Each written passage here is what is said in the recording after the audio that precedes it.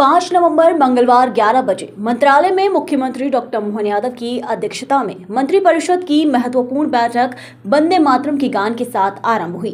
मंत्रिपरिषद की बैठक में मोहन सरकार ने लिए बड़े फैसले। उप मुख्यमंत्री राजेंद्र शुक्ल ने पत्रकारों को दी महत्वपूर्ण निर्णयों की बिंदुवार जानकारी। एमपी सिविल सेवा में महिला आरक्षण बढ़ाकर 35% किया गया। हमारे स्टाफ रिपोर्टर महिला सशक्तिकरण की दिशा में एक और कदम उठाते हुए मध्य प्रदेश कैबिनेट ने मंगलवार को एमपी सिविल सेवा में महिला आरक्षण को 33% से बढ़ाकर 35% कर दिया। साथ ही नगद उर्वरक बिक्री केंद्रों पर किसानों की लाइन खत्म करने के लिए कैबिनेट ने ऐसे 250 और केंद्रों को मंजूरी दी है। इसके अलावा मेडिकल कॉलेज में असिस्टेंट प्रोफेसर की उम्र 40 साल से बढ़ाकर 50 साल कर दी गई है। सतपुड़ा थर्मल हाउस की 4 इकाइयों को बंद करने और उनके स्थान पर नया थर्मल प्लांट लगाने का निर्णय भी लिया गया है। चूंकि वे काफी पुराने हो गए हैं, इसलिए उन्हें बदला जा रहा है। इनकी कुल क्षमता 830 मेगावाट थी। नए थर्मल प्लांट की क्षमता 660 मेगावाट होगी। अगला क्षेत्रीय निवेशक शिखर सम्मेलन 7 दिसंबर को नर्मदापुरम में आयोजित किया जाएगा। तो 286 डबल लॉक के विपणन समिति के 141, विपणन समिति के से संबंधित 121 जो केंद्र ऑलरेडी संचालित थे, उसमें 254 नगद नए उर्वरक विक्रय केंद्रों की स्वीकृति आज दी गई है। जिससे कि हम लोग हमेशा ये बातें आती थी कि लंबी लाइनें हैं, खाद खरीदने में किसानों को समय लग रहा है, परेशानी हो रही है।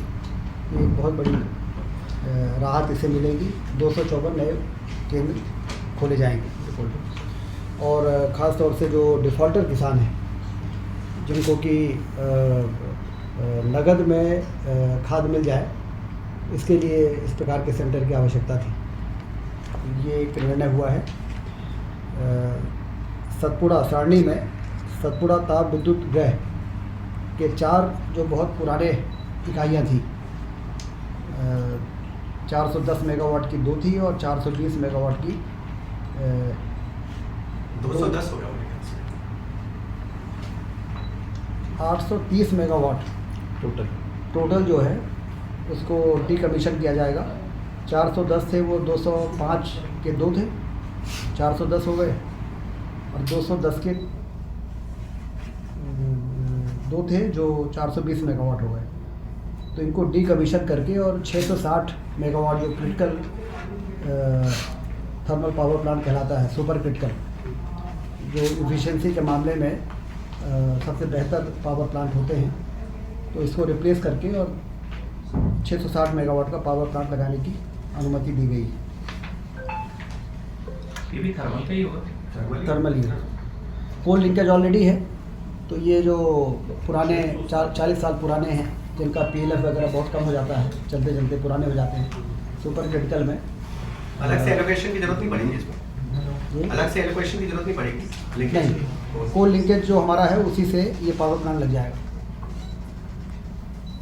मेडिकल कॉलेज में जो असिस्टेंट प्रोफेसरों की भर्ती की आयु सीमा 40 थी, उसको बढ़ा के 50 किया गया है, क्योंकि तेज़ी से मेडिकल कॉलेज खुल रहे हैं। और जो SR शिप करने की आयु सीमा है वो 45 है।